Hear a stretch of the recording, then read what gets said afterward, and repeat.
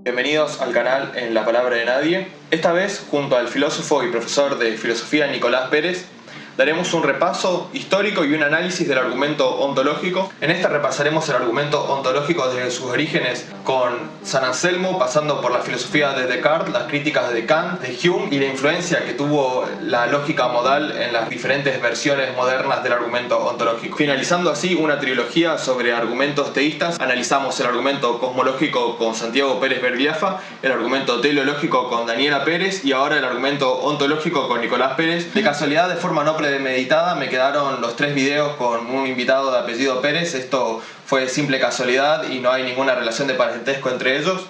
Si les gusta este tipo de videos, no duden en suscribirse y apretar la campanita para estar al tanto cuando suba un nuevo video. Y los dejo ahora con la entrevista a Nicolás Pérez. Espero que lo disfruten. ¿Se podría decir que el argumento ontológico nace entonces en el siglo XI con San Anselmo? Sí, se podría decir que es el argumento ontológico ya formado, digamos, en el siglo XI. Hubo antes algunos intentos, pero que no llegaron a ser lo que Anselmo formuló realmente en el siglo XI. En su libro Proslogion, en el capítulo 2 y 3, lo que intenta probar es demostrarles a los necios, en este caso serían los ateos, digamos, que Dios se puede probar por medio de argumentos. Se le llama ontológico porque el argumento no apela a otras instancias de tipo empírica, como el cosmológico o el teleológico, sino que utiliza solamente, digamos, una batería de argumentos que son a priori y que se pueden demostrar por medio de la lógica o por medio de razonamientos válidos y solamente hablando ellos. O sea, lo único que estamos tratando aquí son con definiciones de términos y con deducciones a partir de definiciones. ¿Se puede decir que sigue más o menos la línea de filosofía de lo que fue Parménides con su primer sistema hipotético deductivo? Claro, la idea es intentar demostrar, como lo hizo Parménides, solamente con argumentos deductivos y que partiendo de un axioma que se considera justamente postulado como verdadero en sí, se pueden deducir a partir de ahí varios teoremas que si son válidos, entonces lo único que hacían es desprender de la verdad evidente que sería un axioma. El tema con los argumentos ontológicos es que están bien deducidos. No es el problema la deducción, no es el problema la lógica, sino el aceptar las premisas de entrada, o sea, aceptar los axiomas. Ese sería el problema principal. ¿Y cómo se podría formular el argumento ontológico? ¿Cómo se podría resumir? Claro, Anselmo postula dos argumentos que son muy parecidos, pero que se pueden resumir. Él lo que dice es que llama a Dios al ser más grande que es posible de pensar. Esa es la definición que da Anselmo. Llamemos Dios al ser más grande que es posible de pensar. Ahora, a partir de aquí, si uno acepta este axioma, sigue con los teoremas, que es el siguiente. Este ser, que es el más grande que se puede pensar, puede existir en el pensamiento, y todo el mundo acepta que puede existir en el pensamiento. Bien, pero Anselmo dice, pero si yo postulo que este ser, que es el más grande posible de pensar, existe en el pensamiento y en la realidad, entonces este ser es superior al otro que existe solamente en el pensamiento. Con lo cual uno vuelve a decir, sí, tiene razón. Con lo cual, dice Anselmo, el ser que existe en la realidad, que es el más grande posible de pensar, es el ser al que llamamos Dios y no al que solamente existe en el pensamiento. Porque claramente el que existe en la realidad es superior al que existe solo en el pensamiento. Y a partir de aquí dice, bueno, entonces Dios existe porque justamente es este ser que es el más grande posible de pensar. Entonces lo que está haciendo Anselmo es tratar de derivar la existencia de la esencia de Dios. O sea, la idea de Anselmo es pensar que en la esencia de Dios está su existencia. No lo dice explícitamente, pero lo dice de este modo. Y ese sería más o menos el núcleo, digamos, del argumento ontológico. Este argumento, que es para mí, a mi modo de ver, tan extraño, llegó a convencer hasta el propio Bertrand Russell, ¿no? En el caso de Russell, sí, él dijo que en un momento lo llegó a mencionar que era sólido y que tenía razón, Anselmo, pero después se dio cuenta que no. Y él dijo después que uno sabe que hay una falacia allí, pero que no sabe cuál es. O sea, esta idea de que es tan difícil de refutar, aunque uno le suene mal de algún modo, le diga, bueno, aquí hay algo, hay gato encerrado, hay algo que no cierra, pero es muy difícil de saber qué no cierra. Son como los argumentos de Zenón en contra del movimiento. A uno les parece que hay algo allí sospechoso de falacia, sin embargo no lo puedes refutar fácilmente, y de hecho no lo refutaron fácilmente. Sí, lo mismo pasa con los argumentos de Parménides, ¿no? Que bueno, la filosofía de Zenón parte de ahí. Me gustaría mencionar una reducción al absurdo del filósofo australiano Douglas Gaskin. La primera premisa es: la creación del mundo es el logro imaginable más maravilloso. La segunda: el mérito de un logro es el producto de su calidad intrínseca, la capacidad de su creador. Cuanto mayor sea la discapacidad o minusvalía del creador, más impresionante es el logro. La cuarta dice: la minusvalía más formidable de un creador sería su inexistencia. La quinta dice: por lo tanto, si suponemos que el universo es el producto de un creador que existe, podemos concebir un ser más grande, a saber, uno que lo creó mientras no existía. La sexta y la final es: un Dios existente, por consiguiente, no sería un ser tan grande que uno más grande no pudiera concebirse, porque un creador incluso más formidable e increíble sería un Dios que no existiera, por lo tanto, Dios no existe. Claro, sí. Yo hice uno parecido con un superhéroe. Cosmo es el superhéroe más grande jamás concebido. Cosmo tiene todas las propiedades positivas y ninguna negativa, o sea, ninguna debilidad. Cosmo puede existir en el pensamiento, y Cosmo puede existir en el pensamiento y en la realidad, con lo cual el superhéroe más grande concebido es el que existe en la realidad y no solo en el pensamiento. Por lo tanto, el superhéroe más grande concebido existe en la realidad, por lo tanto, Cosmo existe. O sea, yo puedo demostrar absolutamente todo con ese argumento. Claro, ahí sería bueno meternos en cuál es la premisa falsa o cuál es la falacia dentro del argumento. El problema con el argumento de Anselmo, primero que Anselmo lo plantea este argumento para los ateos, como diciendo el ateo es alguien no que le falta fe, que es algo raro esto, porque generalmente uno que piensa que al ateo le falta fe, sin embargo para Anselmo el ateo no es que le falta fe, sino que le falta razón. O sea, la idea es que no entiendes del todo el argumento. Si entendiera el argumento, creería en Dios. Yo creo que la falla del argumento de San Anselmo, que hubo muchas en realidad, es que el argumento de Anselmo lo único que puede demostrar es la posibilidad de un Dios. Todos los argumentos ontológicos lo único que demuestran de última es que Dios es posible. Ahora, si Dios es posible, y ahí está el tema que después se va a agarrar la lógica modal, entonces existe necesariamente.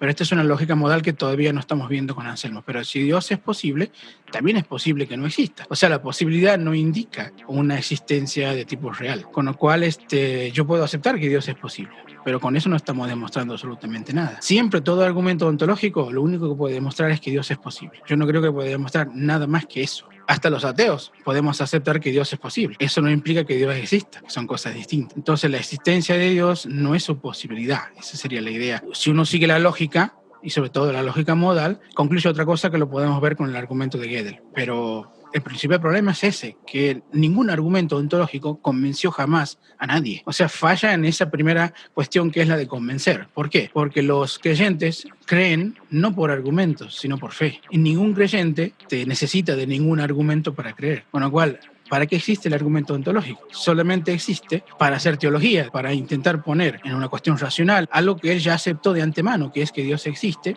por fe. El mismo San Anselmo no llegó a creer en Dios por ningún argumento, lo concibió después de haber creído. Ya, fíjate que William Lane Craig, en los debates que hace, nunca dice voy a demostrar que Dios existe, siempre dice voy a demostrar que Dios es posible o que el teísmo es más razonable que el ateísmo. Que sea más razonable no implica necesariamente que Dios existe. O sea, no hay forma de demostrar que Dios existe. Sin embargo, a mí me parece que hay argumentos que son mucho más persuasivos, que me parece que tienen mucho más peso argumental a pesar de ser erróneos. Me refiero principalmente al argumento cosmológico, que ya he tratado en otros videos. Después de San Anselmo, el argumento se siguió reciclando, ¿no? Luego de San Anselmo, René Descartes, el padre de la modernidad, digamos, es el que intenta reformular el argumento de San Anselmo de un modo un poco más resumido, pero que tiene el mismo espíritu que el argumento ontológico. Lo que pasa es que para entender lo de Descartes se necesita un poco de su filosofía, sus categorías. Recordemos que Descartes lo que quiere hacer es fundar la filosofía de nuevo, digamos, a partir de lo que él llama evidencias claras y distintas. O sea, no hay que aceptar aquello que no es evidente por sí mismo. Entonces, a partir de allí va construyendo una serie de argumentos para llegar a las sustancias que él le interesa postular como existentes, que son tres: res extensa, res cogitans y res infinita, o sea, el mundo, el alma y Dios. Ahora, cuando Descartes habla de ideas, no es el mismo concepto que nosotros tenemos de idea hoy en día, sino que para él idea es toda actividad psíquica, ya que la res cogitans es una sustancia aparte, autosuficiente, está hecha de ideas. Y toda idea es una actividad física que puede ser tanto una emoción, puede ser un sentimiento, puede ser una duda, puede ser una angustia, y también puede ser una idea cognitiva que hoy en día nosotros aceptamos como tal. Por lo tanto, esas ideas que hoy en día nosotros aceptamos como tal, Descartes les llama ideas claras y distintas, para diferenciarlas de las otras que son confusas, dice Descartes, son difusas, no se pueden tener claras y distintas. Ahora, ese es un punto. Y el segundo punto tiene que ver con que Descartes, al ser un racionalista, acepta como axioma, digamos, de partida de su sistema, la existencia de ideas innatas, ideas que vienen con nosotros ya al nacer y que no se sabe de dónde viene. Y aquí está el punto importante, porque Descartes, al aceptar esto, todo racionalista acepta ideas innatas, él piensa que cuando se indaga a sí mismo y encuentra una idea clara y distinta, por ejemplo, como la del triángulo, esa idea clara y distinta no la puso él, sino que ya vino con él. Eso es muy importante porque al aceptar que vino con él, significa que alguien la puso. O sea que hay otro ser que puso esas ideas innatas en nuestra psique. ¿Bien? Entonces, cuando él acepta eso, también acepta toda idea clara y distinta. Por ejemplo, la triangulez del triángulo. Él dice, es algo que yo no creé, es algo que está y que es evidente que está fuera de mí y que todo el mundo puede aceptar como claro y distinto y como verdadero. Entonces dice Descartes, a partir de esto no puedo demostrar la existencia de Dios del mismo modo. Entonces tengo que encontrar en mí una idea de Dios que sea clara y distinta. Y una vez que yo la encuentre, digo, ¿quién me puso esa idea? Yo no la puedo sacar de la realidad, porque en la realidad no hay seres perfectos. Sin embargo, yo tengo la idea de perfección. ¿De dónde vino la idea de perfección? Y ahí otra vez acepta esta cuestión de que solamente puede venir la idea de perfección de aquel ser que es perfecto. Y ahí sí formula su propio argumento ontológico, que es el siguiente. Imagina un ser perfecto. Si este ser es perfecto, no le falta ninguno de los atributos. Si este ser perfecto no le falta ninguno de los atributos, no puede no existir, porque si no existiera le faltaría el atributo de la existencia. Con lo cual, para ser perfecto tiene que existir. Por lo tanto, Dios existe. Otra vez, de la esencia de Dios saca la existencia. Es un argumento parecido al de Anselmo, pero tienen que aceptar las ideas innatas, tienes que aceptar ideas claras y distintas como verdaderas, y que las difusas son falsas, y que todo esto está en el sistema de Descartes. Entonces, Descartes, en la meditación 5 es donde él toma todos estos argumentos para demostrar que Dios existe. Básicamente es lo que dije, ¿no? Si sos perfecto, no te falta ningún atributo. No puedes ser perfecto si no existes, porque te falta el atributo de la existencia. Entonces, Dios, que es perfecto, debe existir. Esa es la idea de Descartes.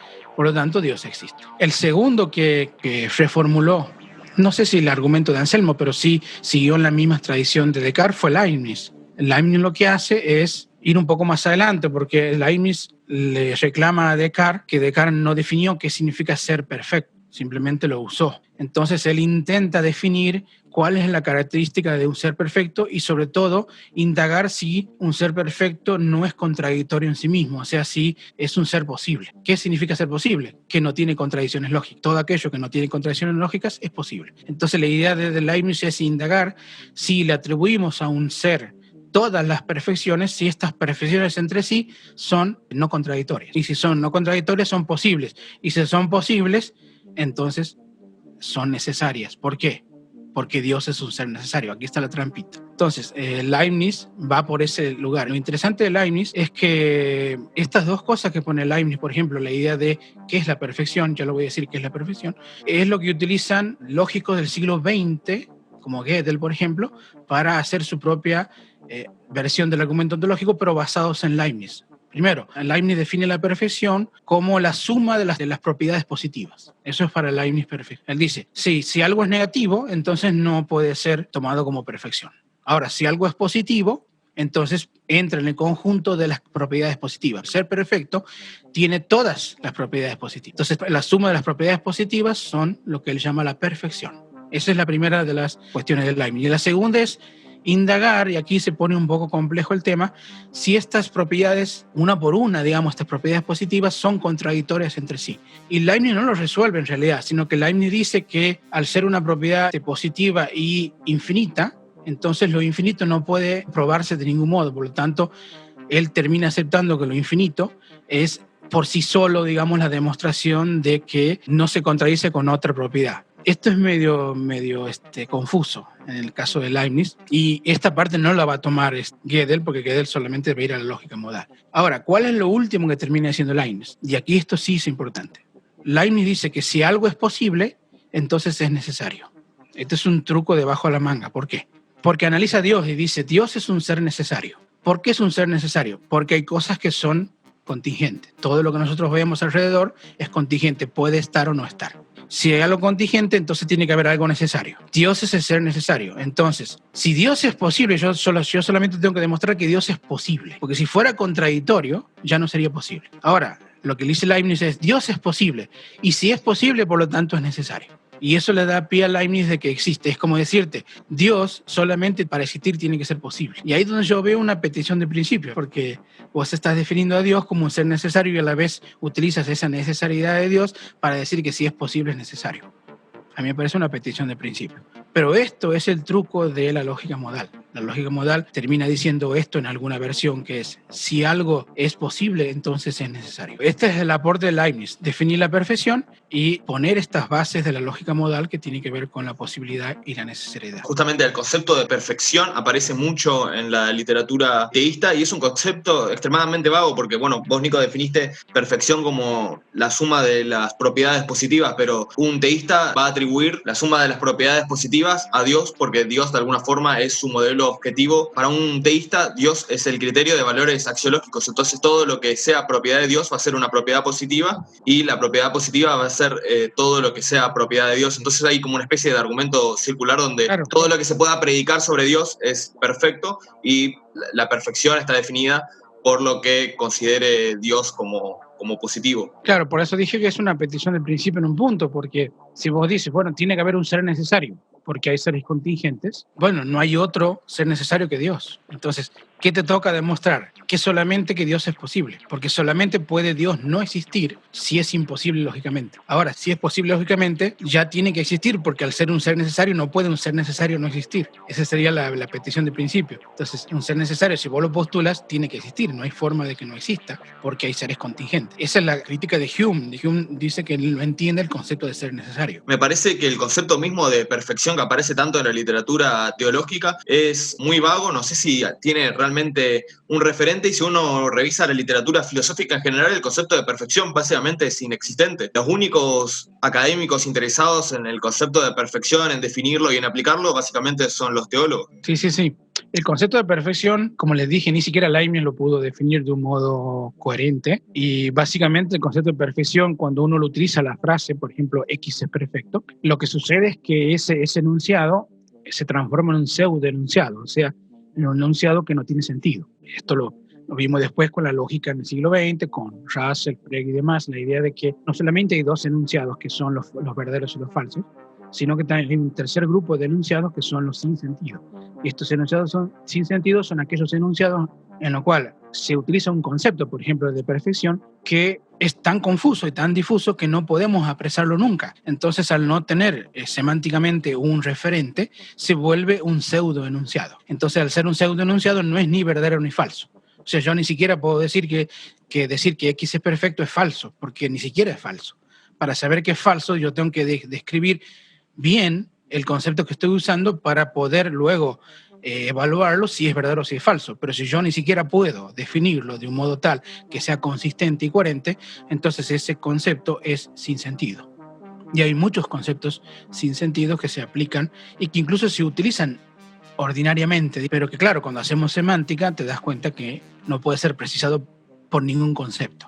Entonces, la perfección, me parece a mí, es un concepto que no tiene sentido, un concepto que nadie lo puede definir de una manera consistente. Me gustaría profundizar en qué pensaban los iluminados, los ilustrados sobre el argumento ontológico. Kant se basa en un concepto anterior, que es de Hume. Muchos de los conceptos de Kant están en Hume, la diferencia es que Kant lo hace de un modo mucho más académico, con una serie de argumentos y contraargumentos, algo que Hume lo hace de una manera coloquial. Yo mencioné que Hume, cuando se topa con este argumento de Selmo, que está en el libro Diálogos sobre religión natural, en el capítulo 9, él hace dialogar a varios de sus personajes y toca este argumento de San Anselmo. Ahora, ¿cómo lo refuta Hume y que después lo va a utilizar Kant? Hume lo refuta también utilizando su propia filosofía. Para Hume, las ideas no son las mismas que Descartes, sino que para Hume una idea es una especie de recuerdo o de imaginación a partir de una impresión. Y una impresión es una percepción de tipo sensible o de tipo interna. Digamos, una angustia, una tristeza es una percepción y por tanto es una impresión. Bien, todo lo que sea impresiones generan ideas y las ideas son recuerdos, imaginaciones a partir de una impresión. Por lo tanto, son mucho más apagadas. No es lo mismo comerse un chocolate que recordar comer un chocolate. Bueno, uno es una impresión, comer el chocolate, y recordar comer el chocolate es una idea. En base a esto, entonces, Hume lo que dice es que la nociología, que es la teoría del conocimiento que plantea Hume, tiene dos fuentes. Por un lado, lo que él llama la experiencia, y la experiencia lo que provee son juicios que él llama cuestiones de hecho, y por otro lado la razón. Y la razón le provee otros juicios que él llama relaciones entre ideas. Ahora, ¿cuál es la diferencia entre relaciones entre ideas, por ejemplo, la lógica, la matemática, y lo que yo puedo experimentar por medio de mis sentidos o de mis instancias internas? Él dice que un conocimiento que se basa en la experiencia es un conocimiento que genera un enunciado y cuyo enunciado contrario al que se genera es igualmente posible. Quiero decir que no está sujeto a la necesariedad. Eso quiere decir Hume. Por ejemplo, si yo veo que, visto desde el punto de vista del Polo Norte, la Tierra gira en sentido antihorario, ¿qué es lo que sucede? Bueno, eso es un conocimiento que se llama cuestiones de hecho, porque sale de la experiencia. Pero podría ser que desde el mismo punto de vista la Tierra girará en sentido horario. Y ese sería un enunciado contrario, que es la Tierra gira en sentido horario. Ahora, ese enunciado contrario es igualmente posible que el otro. O sea, no está sujeto ninguno a necesariedad lógica. O sea, uno no genera necesariamente una verdad y el otro es necesariamente una falsedad. Lo que dice Hume es que la Tierra gira hacia, no lo dice Hume esto, pero lo diría, si la Tierra gira en sentido antihorario, es lo que sucede, pero también podría suceder que gire en sentido horario y ninguno de los dos están sujetos a necesidad lógica. En cambio, una relación entre ideas sí está sujeto a necesidad lógica. Si yo digo que el 5 es un número primo, no puedo decir que el 5 no es un número primo y sigue siendo igualmente válido. El número 5 es primo, es verdadero de una forma necesaria. En cambio, decir el número 5 no es primo es falso de una forma necesaria. O sea, está sujeto a esta necesidad lógica. Los conocimientos que se basan en la experiencia no están sujetos a esta necesidad lógica. Por eso Hume decía que mañana salga el sol es igual de probable que mañana no salga el sol. Y sin embargo no sucede nada con la lógica ni con la matemática, porque puede no salir el sol y no pasa nada. Si entendemos eso, lo que Hume dice con el argumento de San Anselmo es lo siguiente. Él dice que cuando uno piensa algo, eso que piensa, lo que dice Hume es que lo puede pensar como existiendo o como no existiendo. ¿Por qué? Porque la existencia y la no existencia son igualmente posibles en cualquier idea, en cualquier pensamiento que yo tenga. Entonces, si yo pienso a Dios, dice Hume, lo puedo pensar como existente o como no existente, y ninguno de los dos es necesariamente lógico. ¿Por qué? Porque dice Hume, estoy partiendo de una exploración a partir de mi experiencia. Lo que dice Hume de última es que la existencia no puede ser sujeto de un conocimiento racional. Es solamente sujeto de un conocimiento de experiencia. Y como es de experiencia, puede ser tanto existente como no existente. Esto es lo que va a tomar Kant. ¿Se acuerdan que el principal argumento de Kant es que la existencia no es un predicado, ¿no? Bueno, lo toma de Hume. Hume dice, ser existente y no ser existente están en la misma categoría, diría Hume. Yo no puedo demostrar ni la existencia ni la no existencia de algo por medio de la razón, solamente por medio de la experiencia. Y ahí donde viene Kant, que él sí propone esta cuestión de separar lo que es la existencia de los predicados posibles, digamos. Pero otra vez, Kant utiliza dos conceptos que son de él. Recordemos que Hume dijo que hay cuestiones de hechos, que son los conocimientos a partir de la experiencia. Kant le llama a esos conocimientos juicios sintéticos o juicios sintéticos a posteriori. Ahora, las relaciones entre ideas, las que Hume llamaba relaciones entre ideas, lógica, matemática, Kant le llama juicios analíticos a priori. O sea, reformula esta división de Hume bajo estos dos nuevas categorías. Si entendemos que los juicios analíticos son distintos a los sintéticos, entonces vamos a entender lo que dice Kant. ¿Qué es un juicio analítico? Un juicio analítico sería cuando el predicado está contenido en el sujeto. Por ejemplo, si yo digo, los cuerpos son extensos, eso es un juicio analítico. ¿Por qué? Porque el predicado es extenso, pero extenso ya está contenido en el concepto de cuerpo, porque un cuerpo es algo que está extendido en un espacio. Entonces, decir que el cuerpo es extenso es simplemente explicitar lo que ya estaba en la definición. Entonces, es como si los triángulos tienen 3 ángulos.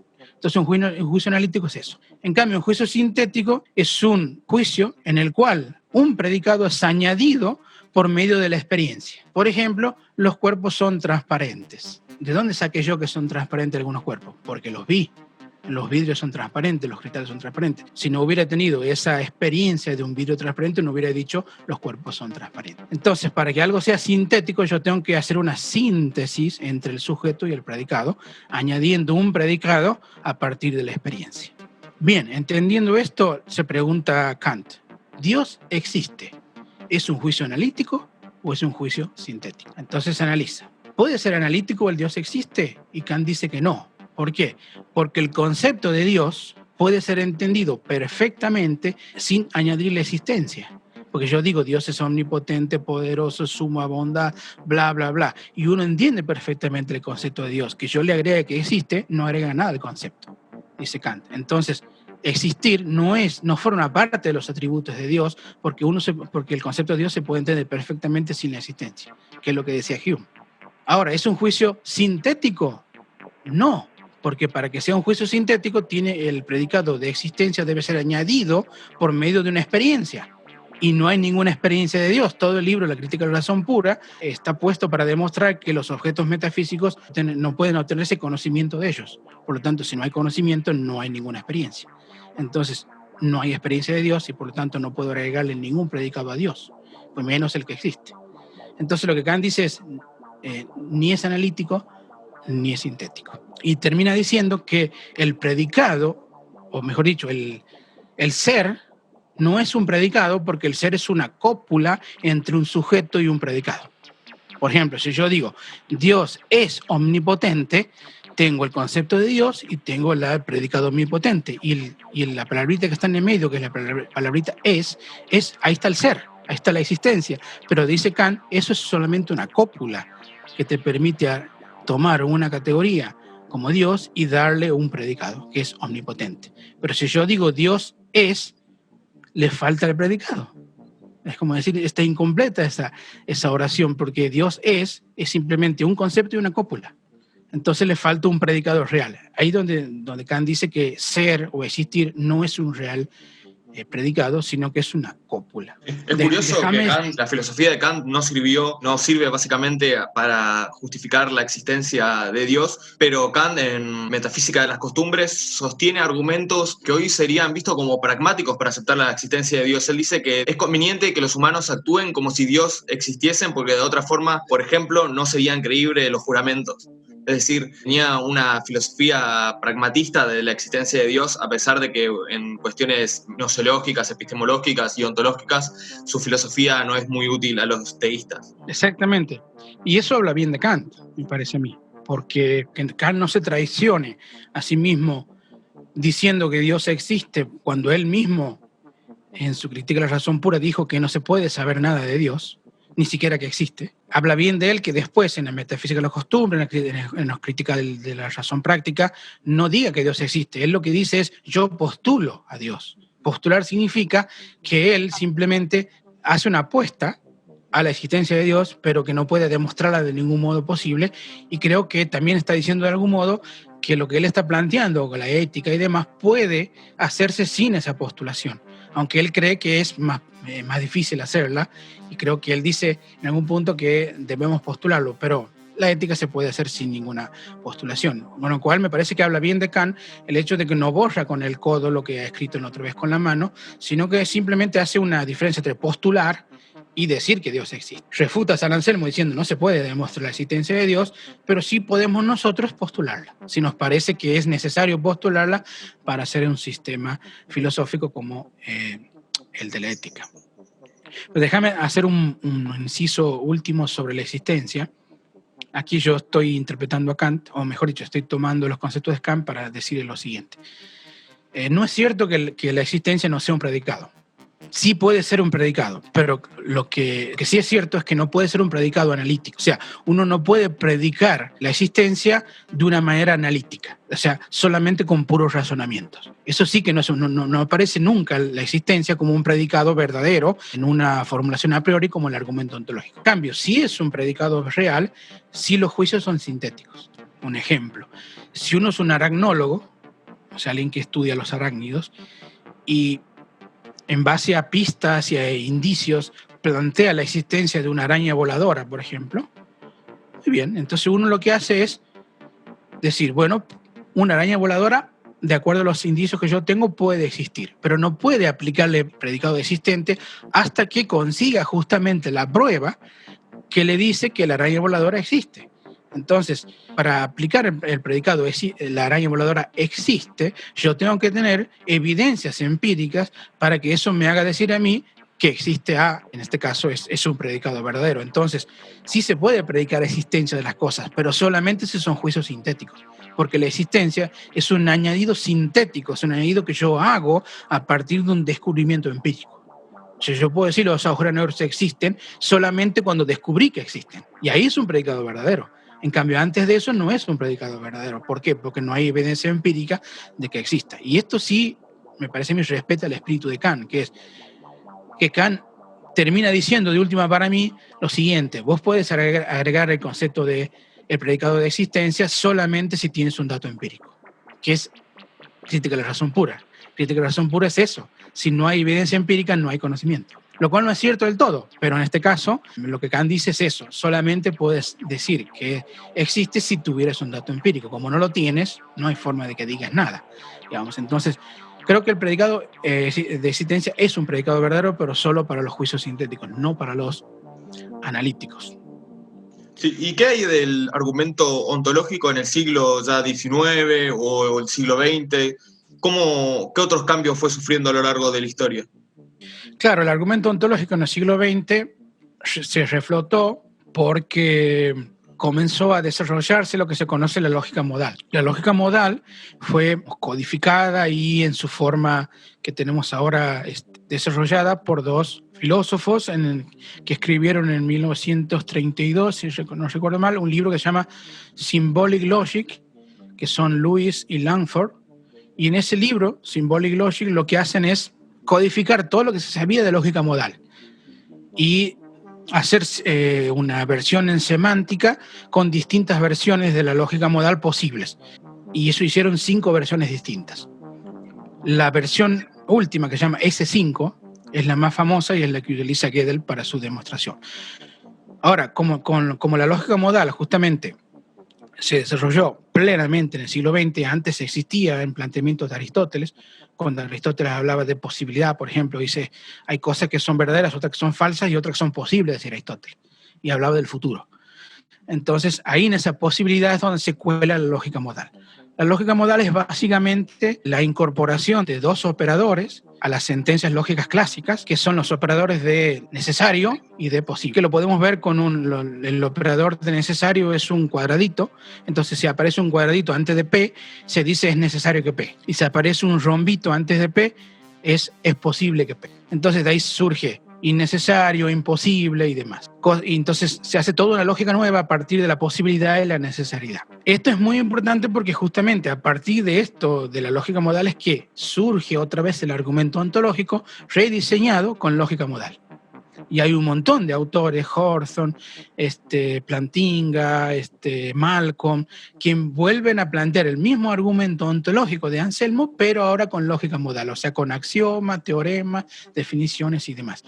Y esto es lo que hace justamente que el más famoso de los rediseños del argumento ontológico en el siglo XX, en 1970 es presentado, es el hecho por Kurt Gödel, que se lo presenta como una nueva redefinición de un argumento ontológico, pero bajo la lógica modal, en la versión S5.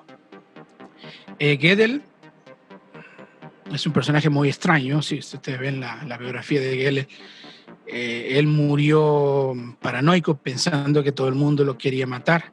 Sí, murió de hambre por no querer comer, sí, por pensar que lo iban a envenenar. Exactamente. Entonces se pensó mucho sobre cómo mejorar el argumento de Anselmo, pero como una especie de juego, digamos, lógico, para que no tenga fallas.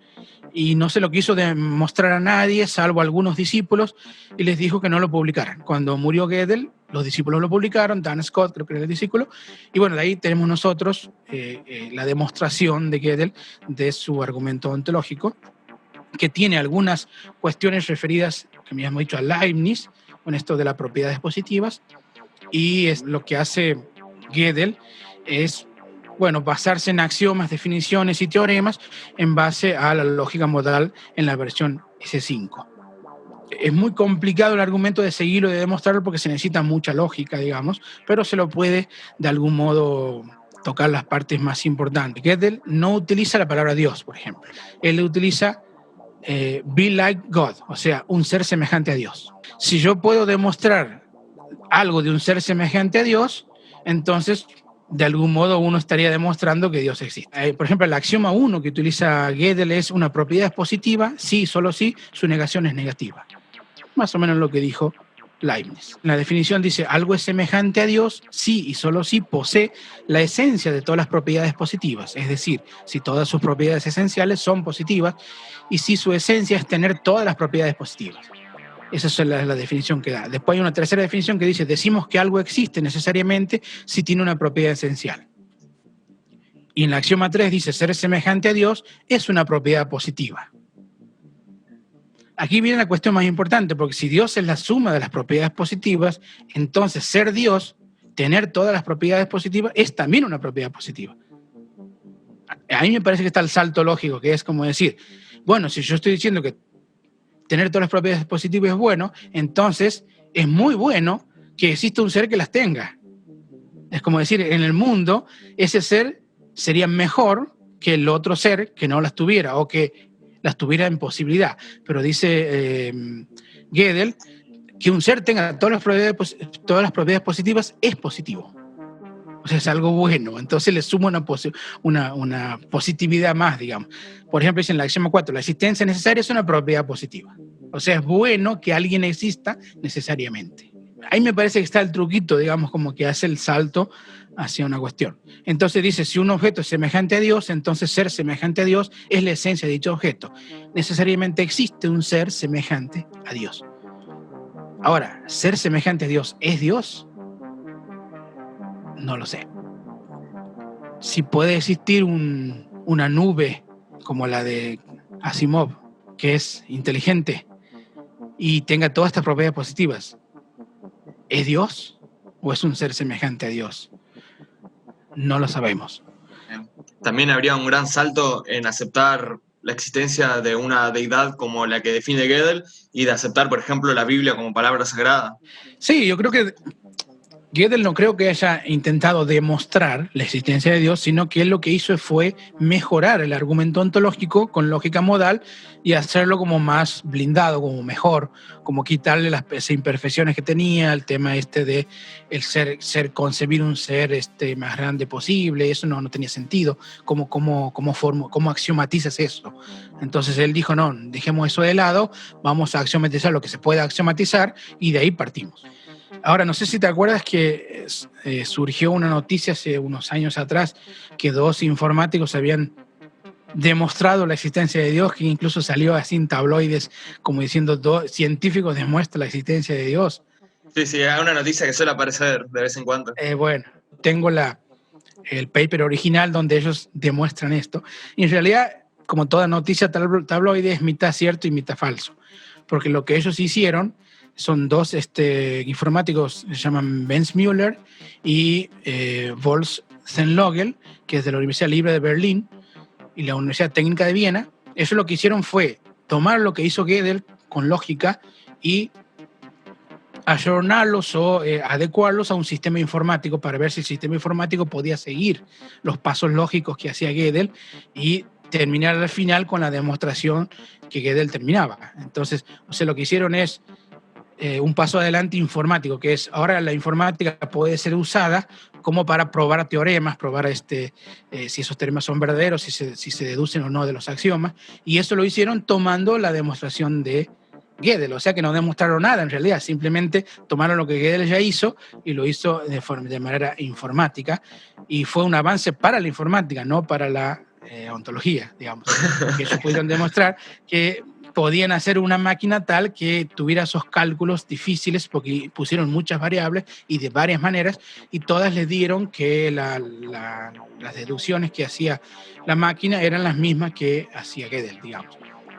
Llegaron a algo parecido a lo que Leibniz quería, ¿no? Leibniz quería inventar un cálculo lógico para terminar con las disputas filosóficas. Esta era la idea de Leibniz. Leibniz quería lo siguiente: si alguien discute un tema y el otro discute otro tema que es distinto al que está discutiendo esto, o que está refutándolo, lo que Leibniz quería hacer es lo siguiente: tomemos cada argumento de uno y pongámosles un número y hagamos una operación de cálculo y veamos cuál es superior a otro. O sea, lo que quería hacer Leibniz es pasar de la lógica al cálculo matemático.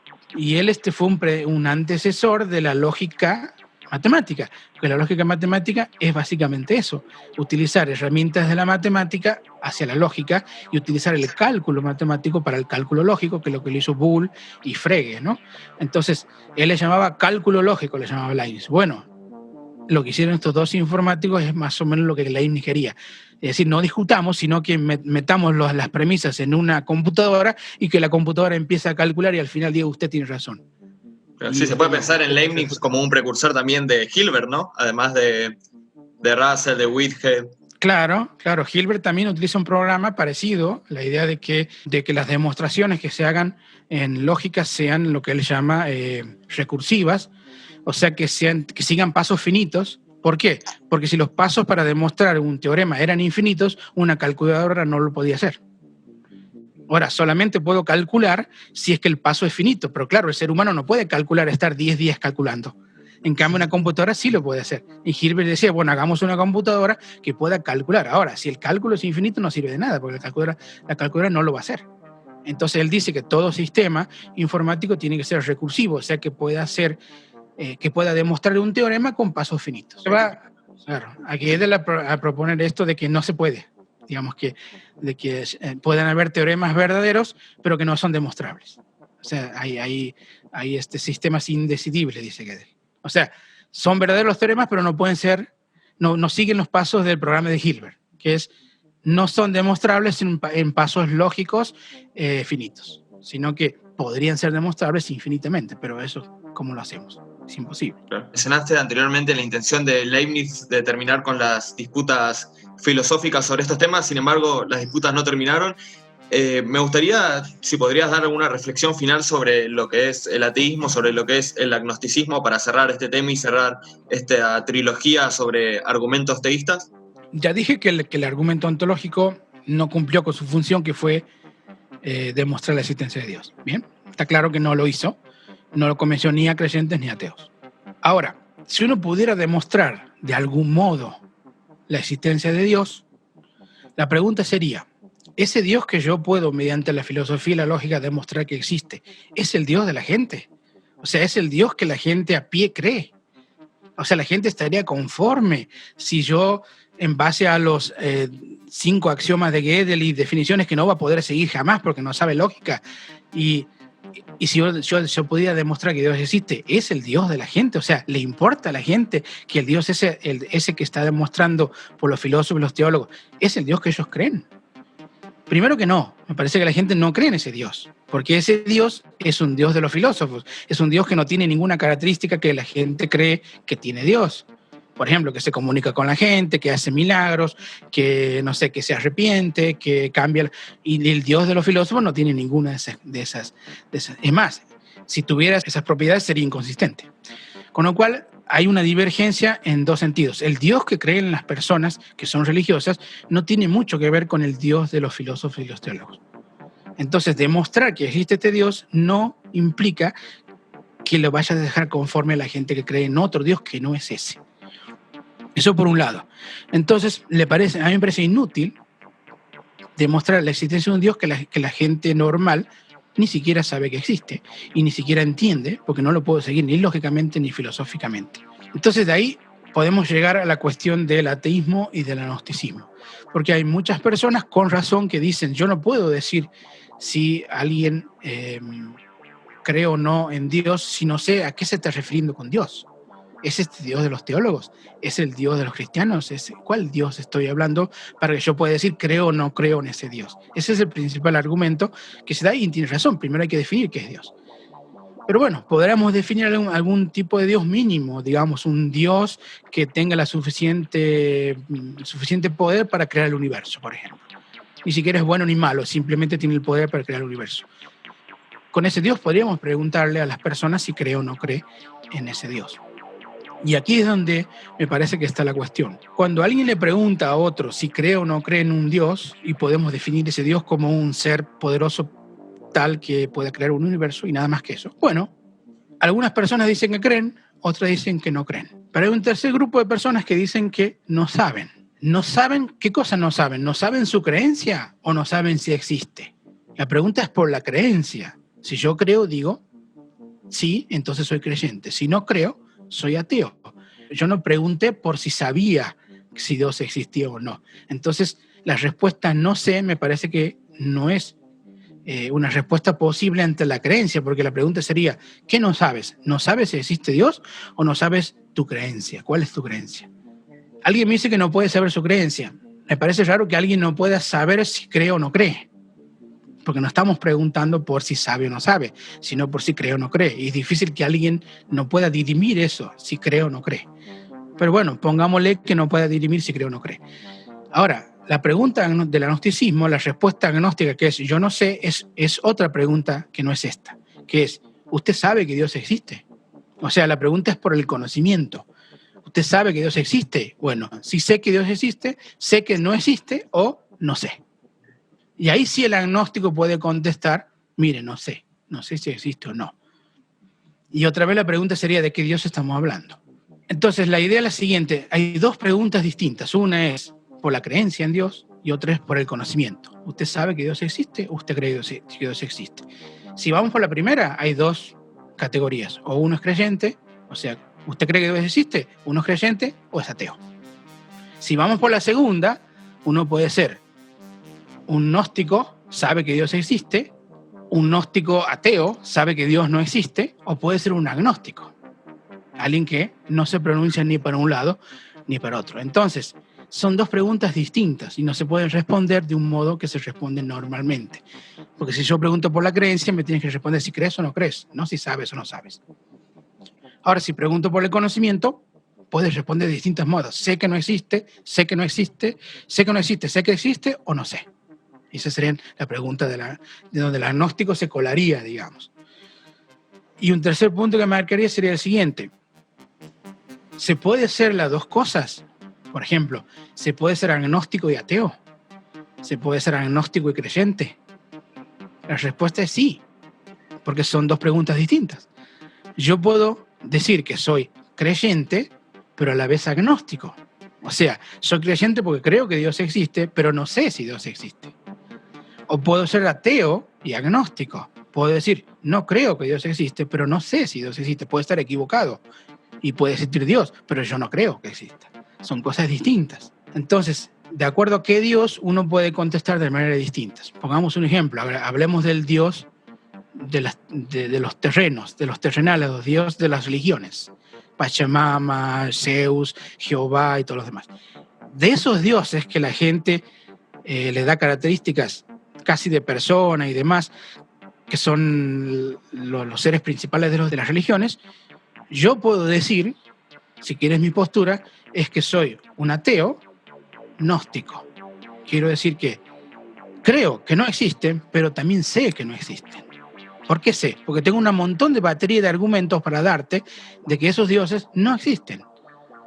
Ahora, si vos me preguntas por el Dios de Anselmo, el Dios que estamos discutiendo, el Dios de los filósofos, el Dios aquel que es metafísico de tal modo que no puede ser alcanzado por ninguna de las categorías físicas de este mundo, y de ese Dios, bueno, yo lo único que puedo decir es que es posible que exista. Entonces, de ese Dios yo sería agnóstico, sería ateo, agnóstico. En cambio, de los dioses de la Pachamama, de Jehová y de Zeus, sería un ateo gnóstico. Ahora, la pregunta es, ¿ese Dios que se salva de todas las baterías de argumentos que yo utilizo para Jehová, para Pachamama y demás, ese Dios de los filósofos, ¿A alguien le importa ese Dios? ¿Es un Dios importante? ¿Es un Dios que le cambia la vida a la gente? ¿Es un Dios que la gente le reza? La verdad que no. Entonces, me parece totalmente inútil plantear una existencia de un Dios que es tan lejano de las religiones que no tiene ninguna injerencia y que nadie cree en ese Dios. Entonces, de ese Dios, del único Dios, soy agnóstico. Pero ese Dios no sirve, ese Dios no consuela a nadie, ese Dios no funda ninguna religión y ese Dios no tiene ninguna injerencia en la cultura humana, salvo en la teología y en la filosofía. Bueno, para ir cerrando, me gustaría que recomiendes algún libro o algunos autores que sirvan para seguir profundizando en estos temas para el que le interese. Bien, sí, hay muchos libros. Si lo quieren leer al de Anselmo, Proslogion, es un libro cortito que se puede leer. Descartes, las 5 meditaciones de Descartes son todas meditaciones intentando probar a Dios y al alma. En Leibniz, la monadología, es un libro también bastante corto en donde ahí desarrolla Leibniz todas estas cuestiones de necesidad y de lógica y de posibilidad. Luego el libro de Hume, Diálogos sobre religión natural, es un libro muy lindo, encima está dialogado, no es un libro pesado ni nada. Crítica de la razón pura, no sé si recomendaría porque no es un libro de Dios, es un libro de nociología y es muy difícil de leer si uno no tiene la base filosófica, pero bueno, si uno quiere leer, va a la parte tercera que se llama Dialéctica Trascendental y ahí está el estudio del alma, Dios y el mundo. Más adelante, el libro de Graham Nopi, que se llama Argumento Ontológico, Creencias en Dios, creo que se llama. También es un buen libro, el libro de William Rowe, que se llama Introducción a la Filosofía de la Religión, que también plantea un montón de argumentos que se revisan. Esos 2 libritos que se consiguen en inglés, no creo que tengan traducción en castellano, también se pueden leer y son fáciles de leer y en el sentido que tiene un lenguaje bastante accesible. Y si uno ya está con la cuestión de los argumentos, lo puede leer fácilmente. El libro por ejemplo, del Dawkins tiene bastante libros buenos. El espejismo de Dios, por ejemplo, es un buen libro. El libro de Daniel Dennett, que se llama Breaking the Spell, Rompiendo el Hechizo, que es un libro que analiza la religión desde un punto de vista filosófico. El libro de Onfray, que se llama Tratado de Teología, ya es más combativo, digamos, es un libro bastante duro. Digamos, si uno es creyente, le va a pegar muy fuerte. Entonces, pero es un libro bastante, ¿cómo decirlo?, fuerte y que te hace pensar porque o te enojas o te hace pensar en muchas cosas. Eso sería más o menos un compilado que se podrían hacer para leer algunos libros que les pueden ser interesantes. Bueno, buenísimo. Muchas gracias, Nico, la verdad, por todo este tiempo. Y bueno, espero que estés bien, que tengas una linda noche. Y nos estaremos viendo seguro para algún otro video, porque es un gusto charlar con vos. Y bueno, te agradezco una vez más. Bueno, gracias a vos, Matt. Y cuando lo requiera, podemos charlar de otro tema que no sea esto, cualquier otro tema puede ser interesante. Y bueno, ojalá que les haya gustado a los oyentes. Y nos vemos, que tengas una buena noche.